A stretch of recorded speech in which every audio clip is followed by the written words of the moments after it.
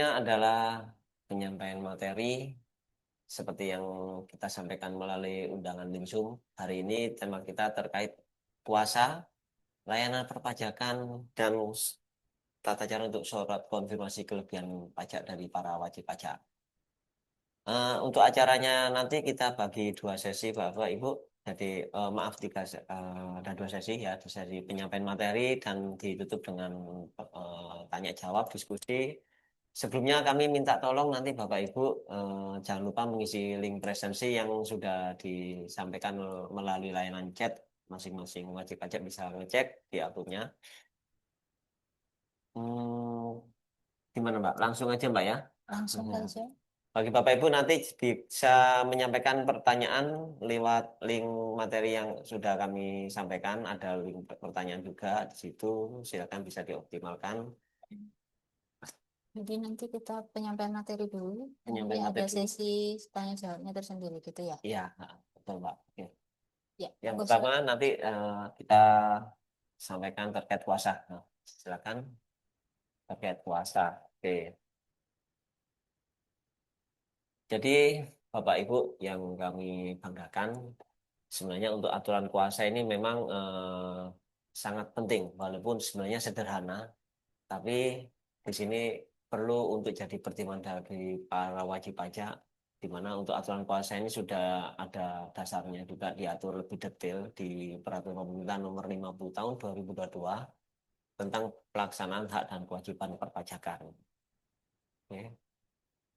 Seperti yang disampaikan di apa itu di PP tersebut, ini ada penambahan kriteria terkait kuasa wajib pajak dan masalah rahasia jabatan.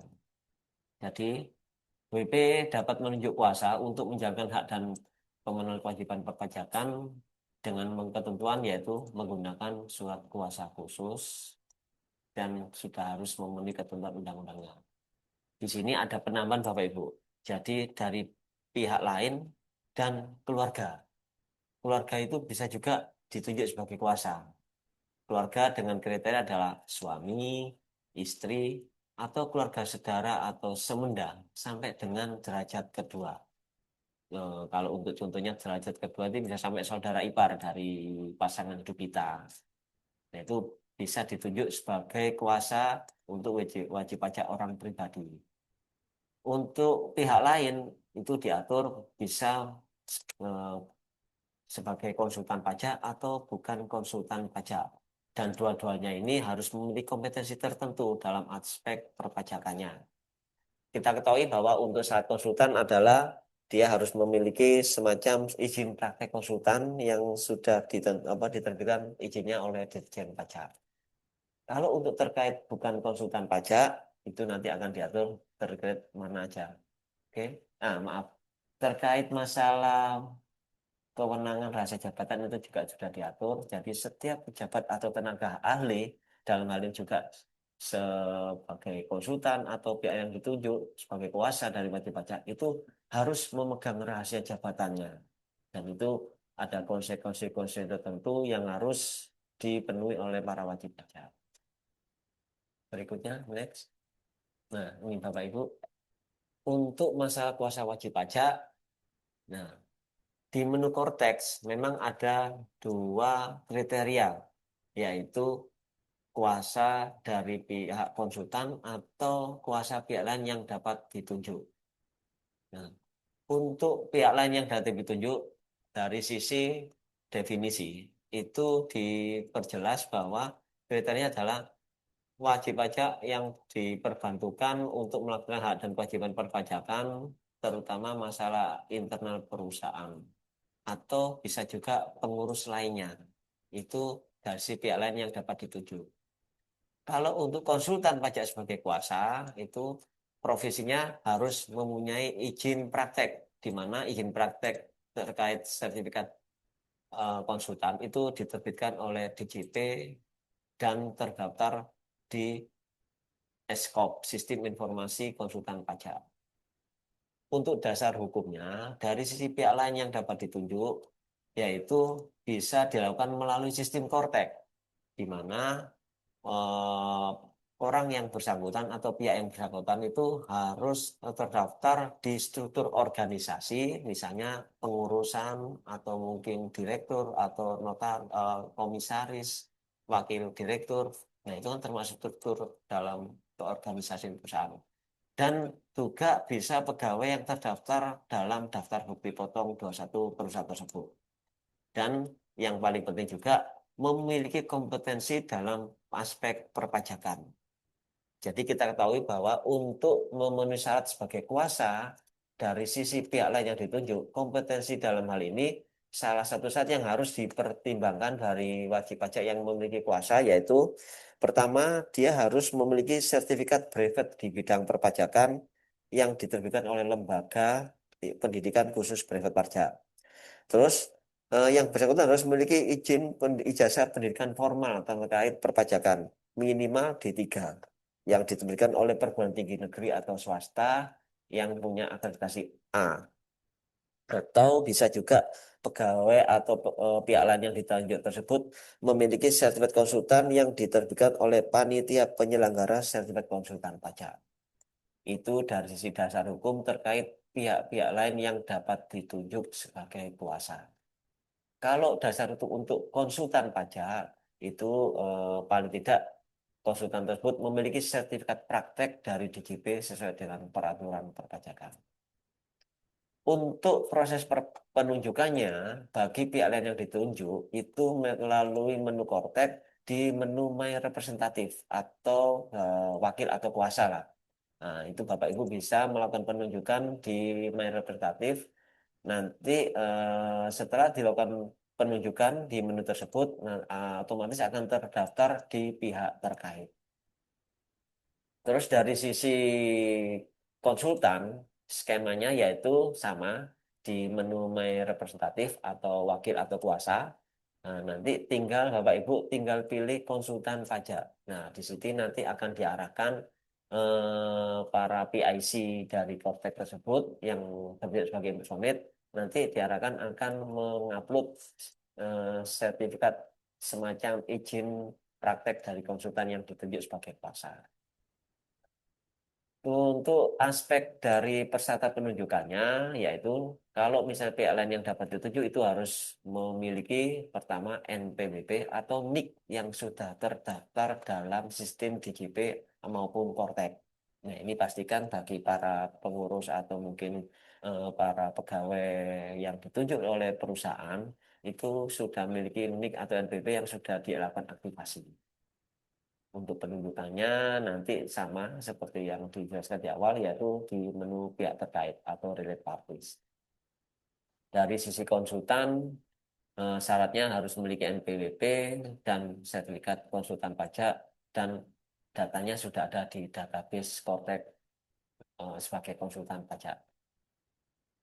Terkait hak dan hak akses dalam Kortek itu tergantung sentralnya yang akan ditentukan oleh PIC. Jadi pihak yang dapat ditunjuk nanti bisa diberikan akses untuk pembuatan sebagai drafter, bupot maupun SPT, kartu pajak, atau mungkin terkait pelayanan kewajiban perpajakan yang lain. Sama, konsultan juga gitu bisa ditentukan role aksesnya dari PIC terkait kewenangan yang akan diberikan. Oke, next. Nah, di sini Bapak Ibu kami sedikit tampilkan menu di Kortek. Jadi nanti Bapak Ibu bisa masuk di Impersonate biasanya di portal saya nanti ada profil saya. Nanti Bapak Ibu masuk aja di menu wakil atau kuasa saya atau maya representatif. Nah, nanti Bapak Ibu tinggal menentukan itu sebagai apa? Dia statusnya konsul. Ya lain yang dapat tepat situ. Nah, oke, nanti akan diminta data-data pengisiannya. Next. Nah, di sini contohnya Bapak Ibu. Sangat detail sekali permohonannya. Nah, Bapak Ibu diarahkan untuk mengisi identitasnya. Terus nanti ada langkah terakhir itu Bapak Ibu akan diminta untuk mengupload dokumen yang harus dipersyaratkan.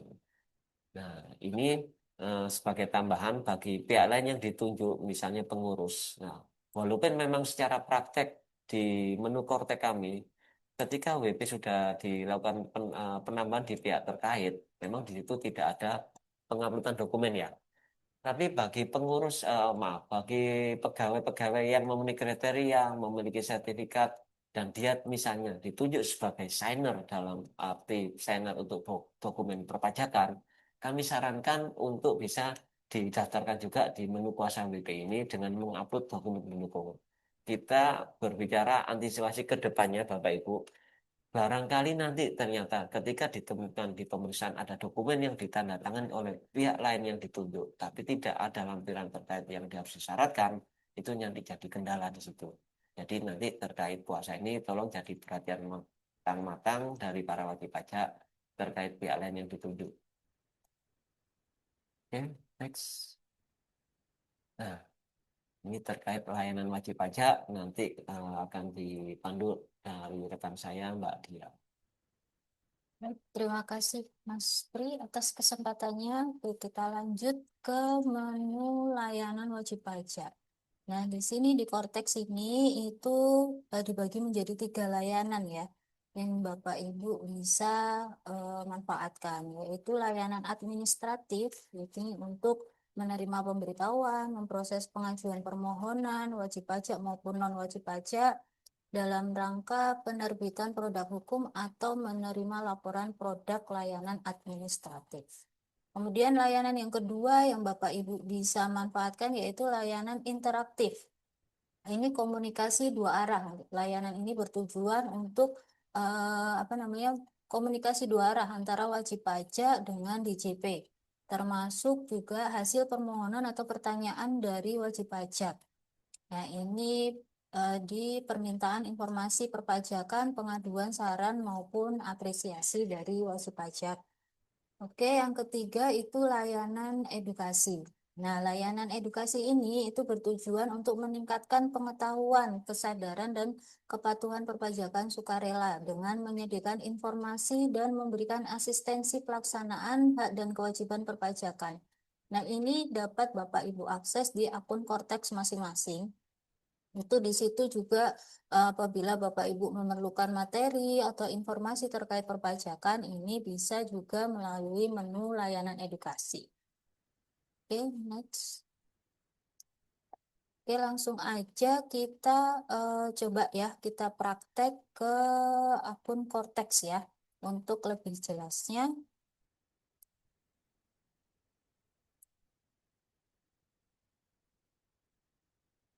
sebentar saya share screen dulu ya.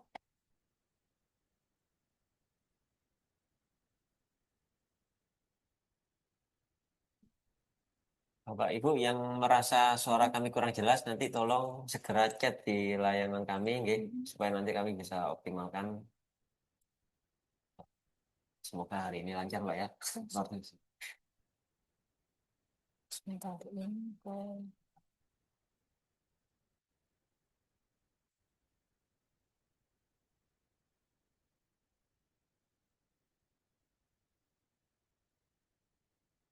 mungkin admin bisa dibantu untuk share screen di ininya apa browsernya. Kita coba login di Cortex. Oke, ini kita coba login ya, langsung login.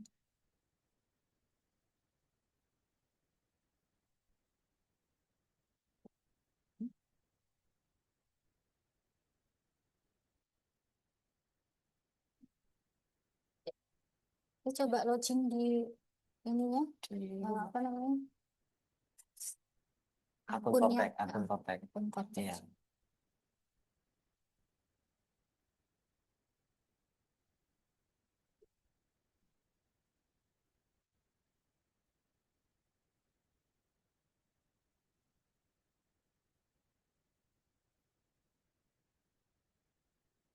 Bentar Bapak Ibu ya.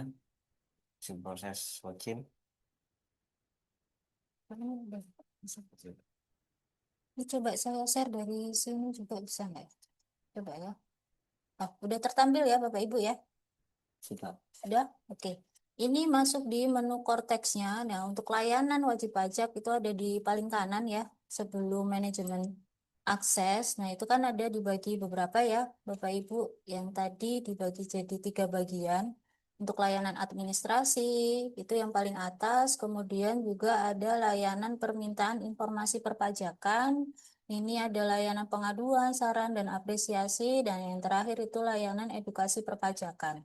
Nah, di sini itu layanan edukasi perpajakan ini juga tadi saya sampaikan, Bapak Ibu bisa melihat jadwal kegiatan edukasi, kemudian juga ada materi edukasi apabila diperlukan gitu ya untuk terkait materi edukasi itu. Oke, sudah jelas ya suaranya ya. Oke, kita lanjutkan. Di sini juga ada penyampaian permohonan edukasi, daftar permohonan edukasi. Oke, untuk hari ini kita akan fokus ke layanan administrasi. Nah, kita di layanan administrasi ini banyak wajib pajak gitu ya menanyakan terkait permohonan misalkan SKB atau mungkin ke SKF, Ya. KSWP gitu kan. Itu banyak wajib pajak yang mempertanyakan permohonan tersebut itu diajukan melalui apa. Kalau sebelumnya itu melalui DJP online, nah sekarang Bapak Ibu itu melalui akun Kortex masing-masing gitu ya. Apabila yang bersangkutan itu badan berarti dia harus orang pribadi impersonate ke badannya atau orang pribadi. Kalau dia yang mengajukan adalah orang pribadi berarti akun Kortex orang pribadi tersebut gitu ya. Nah, ini contohnya di sini di layanan administrasi itu ada ini ya, buat permohonan layanan administrasi, permohonan belum disampaikan, permohonan dalam proses, permohonan telah selesai, daftar fasilitas saya, gitu ya. Nanti Bapak Ibu bisa cek, misalkan sudah mengajukan permohonan gitu. Permohonannya itu sudah sampai mana? Nah, itu Bapak Ibu bisa cek itu ya permohonannya di bagian permohonan dalam proses. Oke, kita coba ya, Bapak Ibu, kita klik yang buat permohonan layanan administrasi. Nah, di sini itu ya ada sekitar 37 ya, 37 jenis pelayanan wajib pajak atau permohonan wajib pajak. Nah, di dalamnya itu masih ada beberapa lagi sub layanannya. Tuh. Nah, misalkan untuk pemenuhan kewajiban perpajakan gitu ya, itu sub layanannya ada KSWP gitu ya, penelitian validasi itu ya, validasi untuk pembayaran pengalihan hak atas tanah dan bangunan gitu ya, nanti masuk di sini. Tuh. Kita coba contoh untuk SKF ya. Nah, ini kan juga banyak wajib pajak KPP Madya 2 Surabaya ini yang mengajukan SKF gitu ya. Iya, betul. Ini sebelum Nah, kita masuk di sini, diklik. Nah, kita pilih. Kita mau untuk SKF. Diklik, ini simpan.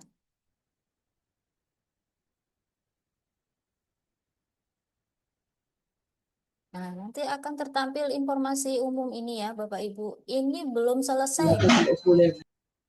Ini statusnya belum selesai permohonannya, ini belum diajukan, baru memilih jenis layanannya saja.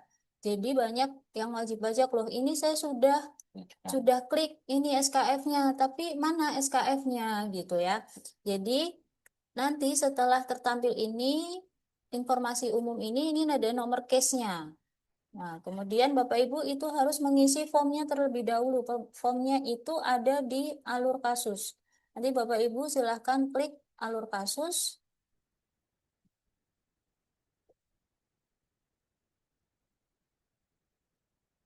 Nanti di sini akan tertampil formnya yang harus diisi ya, informasinya. Dan juga nanti pemenuhan kewajiban perpajakannya. Nanti akan otomatis muncul di sini apakah sudah memenuhi atau belum.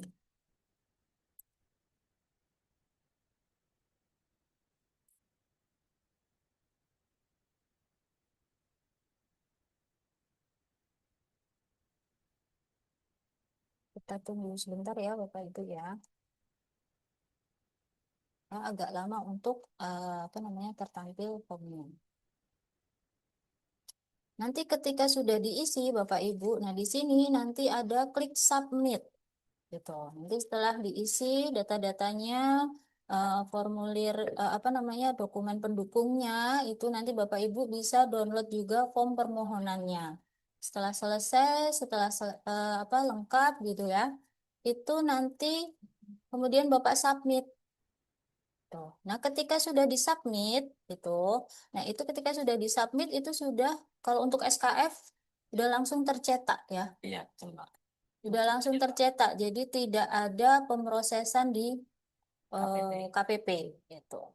Sama dengan yang DJP online gitu ya. Ya. Nah, ini ya Bapak Ibu ya untuk formulirnya informasi umum itu sudah otomatis terisi. Kemudian ini informasi spesifik permohonannya. Oke. Terus tujuan permohonan. Nah, ini di sini ada beberapa tujuan. Ini SKF-nya mau ditujukan untuk apa gitu ya. Misalkan untuk syarat pengadaan barang dan jasa gitu ya. Kalau biasanya kalau untuk instansi pemerintah itu kan mensyaratkan harus ada SKF gitu ya. Terkait pengadaan barang atau jasa gitu. Nanti tinggal dipilih aja pengadaan barang atau jasa. Kalau misalkan itu apa namanya? Ya, ada yang pokoknya harus sesuai yang ada di sini gitu ya. Oke, kalau sudah nanti tinggal dipilih di sini kotanya gitu ya. Kota pada saat apa namanya transaksi itu ya, pengadaan barang dan jasanya misalkan dengan instansi pemerintah yang ada di Jogja atau mungkin di apa namanya di Surabaya. Jadi setelah itu, nah ini ada pernyataan. Ini SKF, ini ya. Satu, SKF digunakan dalam rangka perolehan pelayanan, pelaksanaan kegiatan tertentu. Dua, SKF bukan merupakan pernyataan yang menghilangkan wewenang DJP untuk melakukan penetapan besarnya pajak yang terutang. Ini Bapak Ibu centang. Nah, nanti aktif tombol simpannya. Nah, di sini juga ya sudah tertampil ya Bapak Ibu ya. Itu otomatis Mbak ya. Ya, ini otomatis, ya. Tapi mungkin untuk SPT tahunan ini masih perlu sinkronisasi data ya, Ya. karena SPT tahunan terkait SPT tahunan ini kemarin kan untuk 2024 masih menggunakan DJP DJP online. Nanti kalau misalkan Bapak Ibu mengajukan SKF terus ada kendala di sini belum tercentang, nah itu nanti bisa konfirmasi ke KPP. Nanti setelah simpan, nah ini tadi ya create untuk permohonan SKF gitu. Ini untuk permohonannya nanti tinggal di create ya. Nah, untuk yang ini bintang harus diisi kan segera gitu ya. Terus Ya, yang simpan ada bintangnya ya harus wajib Mbak ya. bintang harus diisi. Nah, ini harus disimpan dulu. Oke.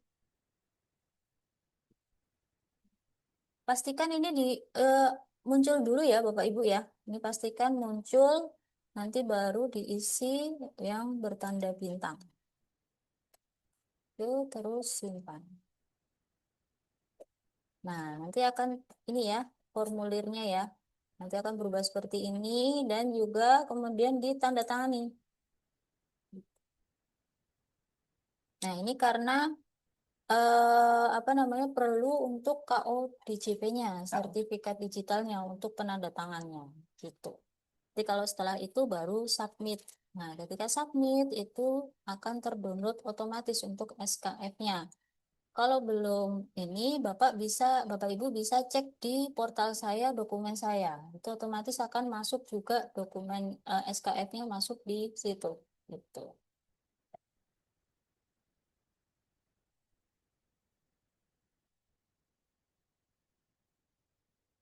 Ini juga ada untuk SKD, ya. Di sini juga. Terus banyak ya SKB 22. Nah, SKB PPH. Nah, yang sering ditanyakan oleh wajib pajak ya, apalagi Madya 2 ini banyak juga yang mengajukan SKB ya, SKB. terkait SKB BPH 22 impor, 22 maupun yang 23. Nanti permohonannya itu masuk di sini ya, SKB PPH. Nah, nanti tinggal Bapak Ibu pilih, Bu mau mengajukan apa. Nah, terkait apa namanya untuk lampirannya itu sama dengan pada saat permohonan disampaikan manual ya sebelumnya, yang tahun sebelumnya gitu. Jadi ada proyeksi laba rugi gitu ya, SPT tahunannya sudah harus disampaikan seperti itu. Oke. Nah, ini juga mungkin wajib pajak juga bertanya gitu ya, untuk layanan terkait pemindah bukuan dan untuk pengembalian pajak yang seharusnya tidak terutang. Itu tidak masuk di layanan wajib pajak, Bapak Ibu. Jadi nanti masuknya di menu pembayaran. Nah, ini permohonan pemindah bukuan, kemudian yang pengembalian pajak seharusnya tidak terutang itu masuk di formulir restitusi pajak. Ya. Ini termasuk juga untuk permohonan eh, selisih ya, selisih dari permohonan pengembalian pendahuluan. Nah, ini juga masuknya nanti di formulir restitusi pajak. Gitu. Nah, ini apa namanya banyak yang baru, hampir semua layanannya itu sudah diakses melalui Cortex ini ya, Bapak Ibu. Kecuali untuk yang SKB PPN ya, PPN strategis itu masih melalui menu INSW, walaupun kita prosesnya nanti di petugas itu melalui Cortex gitu.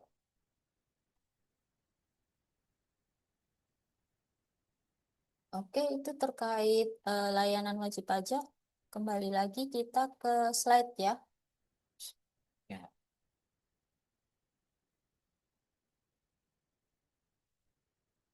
Oke, ini next.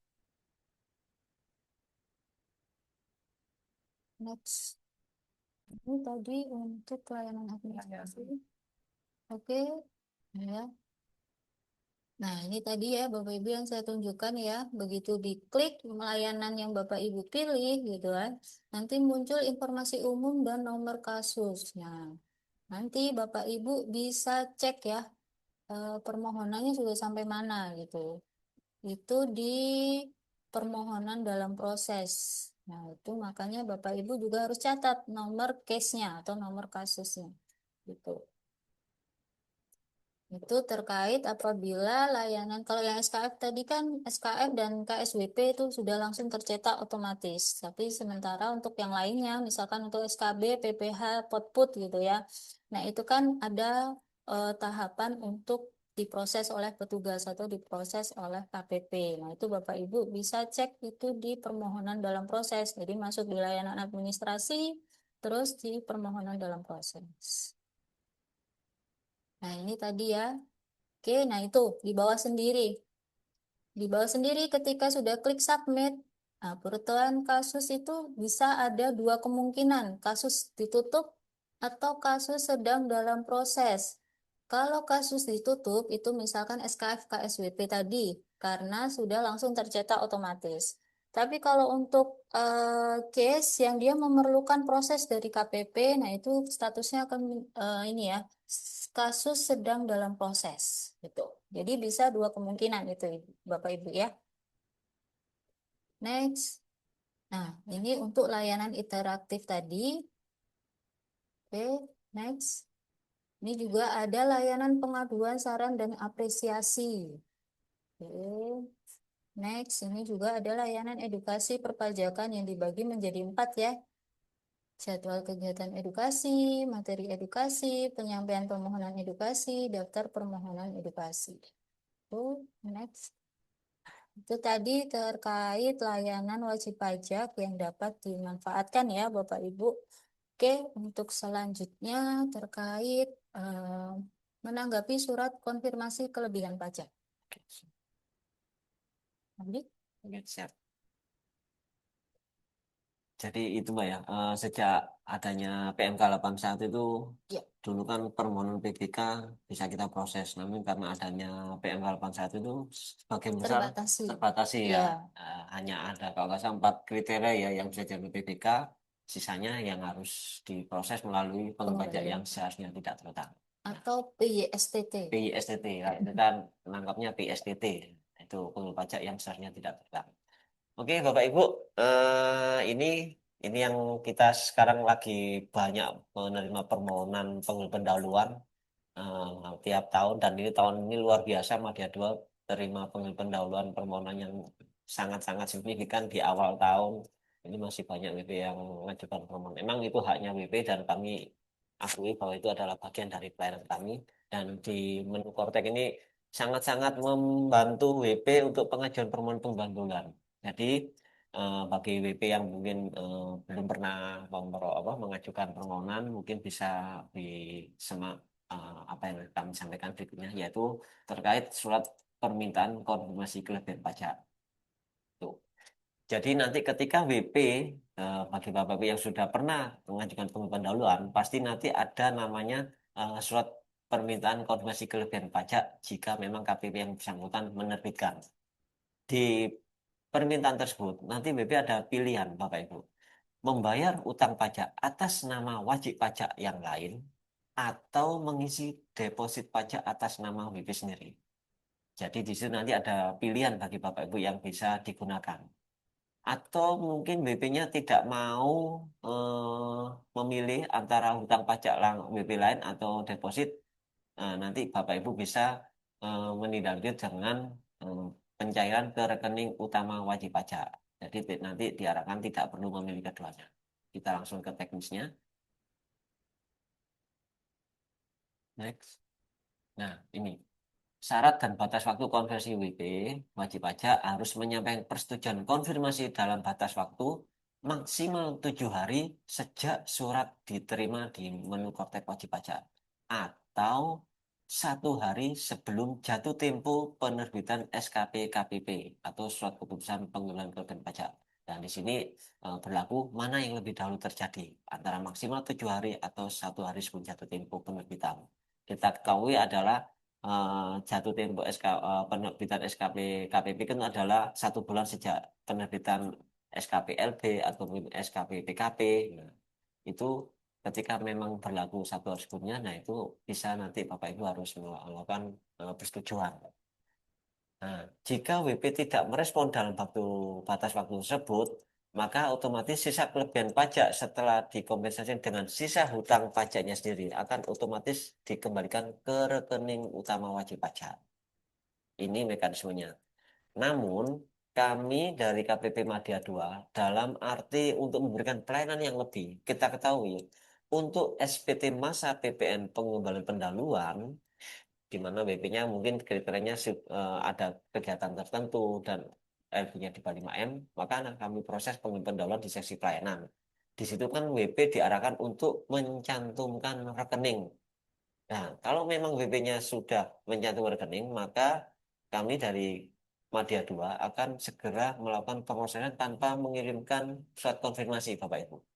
Jadi sebagai bagian dari pelayanan akan kami proses segera. Jadi barangkali Bapak Ibu kok nggak menerima surat konfirmasi kelebihan konfirmasi kompensasi kelebihan pajak ke menu Kortek WP. Nah, itu barangkali dari petugas kami tanpa melakukan penerbitan karena memang di situ memang WP-nya di awal ketika pengisian pengajuan SPT sudah mencantumkan rekening.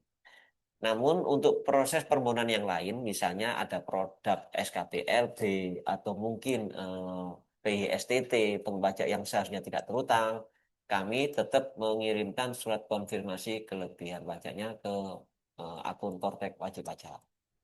Itu yang mungkin nanti Bapak Ibu bisa temukan di lapangan kok beda. Katanya ada surat permintaan konfirmasi kelebihan pajak. Nah, itu bisa jadi mungkin dari petugas kami langsung memproses kalau memang itu adalah SPT PPN pendahuluan. Oke. Nah, ini yang paling penting bagi para wajib pajak, pastikan nomor rekening utama sudah sesuai sebelum kami lakukan konfirmasi. Jadi wajib pajak dipastikan sudah memperbarui nomor rekening utama agar nanti pengembaliannya dapat kami proses. Saya pribadi pernah menerima keluhan dari WP kami, jadi wajib pajak ini memang mungkin saking banyaknya rekeningnya, dia tuh lupa rekening utamanya itu ternyata sudah Oke, tidak aktif ya, tidak aktif mati ya. Pak.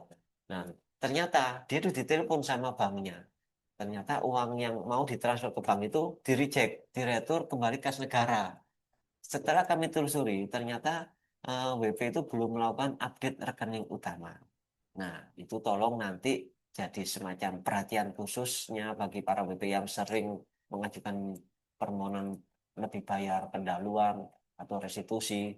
Nah, itu tolong data rekening utamanya di akun kontaknya lebih diupdate untuk mengantisipasi hal-hal yang memang tidak diinginkan. Memang sih nanti uangnya akan kembali, tapi kan khawatirnya nanti eh, berbelit-belit prosesnya. Barangkali ya kayak kasus yang saya sebutkan di atas, jadi barangkali ternyata uangnya di reject, kembali ke kas negara, nanti butuh proses lagi pengembalian ke rekening yang dimaksud oleh WP. Ini yang jadi poin penting terkait masalah rekening utama. Nah, ini nanti mekanismenya, teknisnya untuk menanggapi surat konfirmasi kelebihan pajak.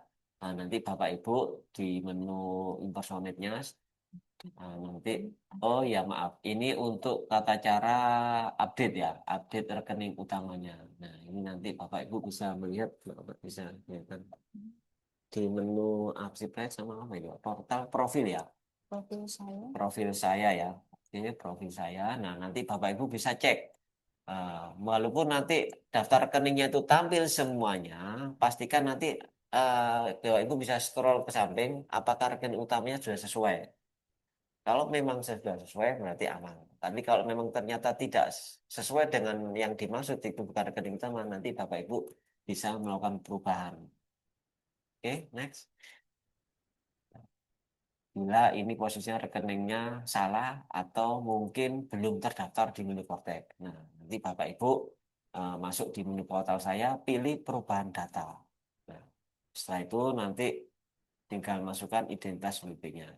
Dan pastikan rekening utama itu identitasnya sama dengan nama rekening wajib pajak, nama wajib pajaknya. Itu. Next, oke. Nah, Nah, itu untuk memastikan nomor rekening bank yang terdaftar di Kortek bersifat aktif dan nah ini yang saya jelaskan memiliki nama yang sama dengan wajib pajak yang melakukan konfirmasi. Itu yang harus menjadi poin penting terkait masalah perubahan data rekening. Karena nanti petugas akan melakukan penelitian terkait masalah perubahan data rekening tersebut. Nanti Bapak Ibu nanti akan diarahkan untuk mengupload bukti kepemilikan rekening seperti rekening orang atau mungkin buku tabungan dan dokumen yang sama. Ini untuk teknis cara menanggapi surat permintaan koordinasi kelebihan.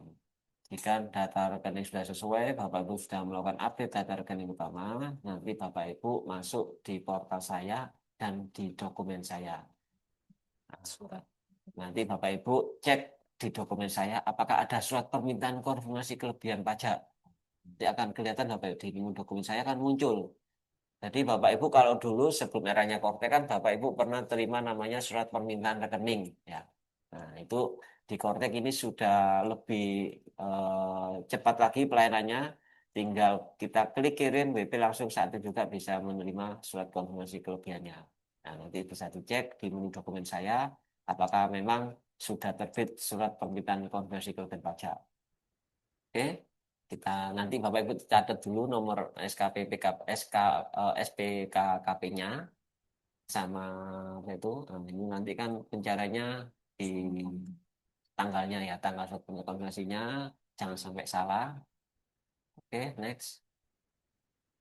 Nah, untuk melihat isi suratnya, Bapak Ibu nanti tinggal scroll ke samping, nanti bisa diunduh terkait apa sih isinya. Nah, di situ nanti akan kelihatan surat permintaan konfirmasi keluarga pajak. Nanti akan tertera dasar pengembaliannya atas ketetapan apa, apakah itu atas SKPLB atau mungkin SKP-PKP atau mungkin atas hasil putusan banding. Nah, itu akan tertera semuanya, Bapak Ibu. Dan tercantum juga nilai si kelebihan pajak yang akan ditransfer ke wajib pajak. Itu semuanya akan detail di situ Bapak Ibu. Oke, next. Nah, setelah itu, setelah Bapak Ibu sudah mencatat dokumen surat konfirmasi kelebihannya, nanti Bapak Ibu nanti masuk di menu kasus saya. Bapak Ibu tinggal klik kasus saya, nanti tinggal pilih refund of legal action decision atau surat tuntutan konfirmasi kelebihan pajaknya. Tinggal dipilih, oke, next. Nah, ini pastikan sesuai datanya. Nah, nanti Bapak Ibu tinggal nanti akan tampil di menu alur kasusnya. Nanti Bapak Ibu tinggal isikan aja. Untuk menanggapinya, Bapak Ibu tinggal isikan nomor surat permohonan internal perusahaan atau WP yang bersangkutan, tinggal diisi. Next. Oke. Nah, ini yang sering jadi ambigu bagi WP. Khusus untuk WP Badan, instansi pemerintah atau pemungut PPN PMSE, pastikan ubah status pendatangan menjadi kuasa atau wakil wajib pajak, ya. Jadi khusus untuk WP Badan, instansi pemerintah atau pemungut PPN PMSE. Itu nanti centangannya tolong untuk pendatangannya diganti menjadi wakil atau kuasa. Jangan dipilih wajib pajak, kecuali kalau misalnya memang dia bertindak sebagai pribadinya dia, wajib pajak pribadinya. Nah, itu tetap wajib pajak. Tapi kalau dia bertindak sebagai wakil atau kuasa dari wajib pajak badan atau wakil kuasa yang lain, nah itu tolong disesuaikan. Karena nanti otomatis nanti akan ke-reject di sistem kami. Itu yang sering ditemui di lapangan terkait kenapa kok gagal proses. Terus untuk masuk kemudian masukkan NPWP kuasa atau wakil wajib pajak pada kolom NPWP. Pastikan data wajib pajak berbeda dengan data penandatangan. Dan pastikan juga data penandatangan sudah sukses terpreview oleh sistem. Jadi datanya sudah ada di Cortex. Ini nanti Bapak Ibu masukkan kembali nomor dan tanggal SPK KPU. Nah, seperti yang tadi Bapak Ibu kan sudah melihat dokumen yang didownload terkait surat permintaan konfirmasi kelebihan pajaknya. Nah, nanti akan diarahkan menginput secara manual nomor SPK KP-nya berikut tanggal SPK KP-nya.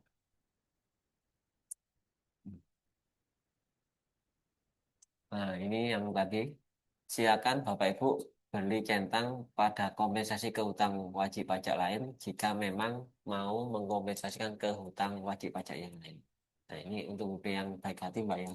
Mau kompensasi ke hutang WP yang lain. Nah, ini barangkali ada WP yang mau melunasi utang WP yang lain. Nah, itu bisa diperkenan di menu ini, Bapak Ibu. Atau mungkin ingin oke kalau misalnya tidak ada pilihan untuk mengkompensasi ke utang wajib yang lain, Bapak Ibu tidak perlu centang apa-apa, nanti tinggal dilanjutkan aja. Terkait untuk penginputan utang pajak lain itu Bapak Ibu harus punya dasar kohirnya atau ketetapan hukumnya baik itu SDP atau SKP dari wajib pajak yang bersangkutan. Oke, next. Nah, ini untuk WP yang ingin mengkompensasikan ke deposit pajak. Ini ada pilihannya Bapak Ibu. Jika memang ingin mengkompensasikan ke deposit pajak. Nanti ketika WP memilih ke deposit pajak, tanggal yang tertera sebagai bukti pembayarannya itu adalah tanggal SKP KPP yang Bapak Ibu akan terima. Jika WP tidak ingin mengkompensasikan ke deposit pajak, silakan nanti langsung lanjut aja tanpa mencentang apa-apa. Nah, langsung submit lapor. Oke. Next. Nah, itu tadi sekilas terkait surat konfirmasi kelebihan pajak Bapak Ibu. Jadi intinya kalau memang WP-nya tidak ada rencana untuk mengkompensasikan ke hutang pajak yang lain atau mungkin ditransfer ke saldo deposit, intinya WP tidak perlu mencentang apa-apa. Otomatis akan kami proses di rekening utama wajib pajak. Dan pastikan rekening utama WP itu sudah update. Itu yang perlu ditekankan terkait konfirmasi kelebihan pajak yang akan kami proses.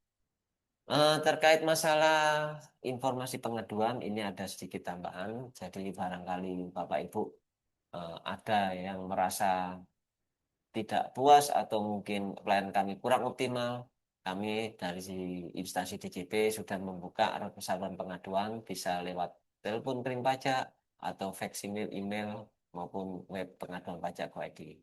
Saluran pengaduan kode etik disiplin juga bisa Bapak Ibu sampaikan di helpdesk atau mungkin di Direktorat Internal dan Sumber Daya Aparatur, bisa juga lewat telepon, email atau mungkin suatu tulis. Dan sebenarnya yang disampaikan Mbak Dia tadi kan juga ada namanya layanan pengaduan juga Mbak ya. Itu juga ternyata mengakomodir di Kortek itu. Jadi memang ini kami dari sisi BJP terbuka kalau memang ada layanan kami yang belum optimal, kita berikan saluran-saluran yang sangat-sangat mempermudah WP demi kebaikan DJP ke depan. Itu sedikit yang bisa kami sampaikan. Berikutnya kita akan menginjak ke sesi diskusi. Kita akan mengintip sedikit terkait pertanyaan-pertanyaan yang sudah Bapak Ibu sampaikan di link pertanyaan yang sudah kami share sebelumnya.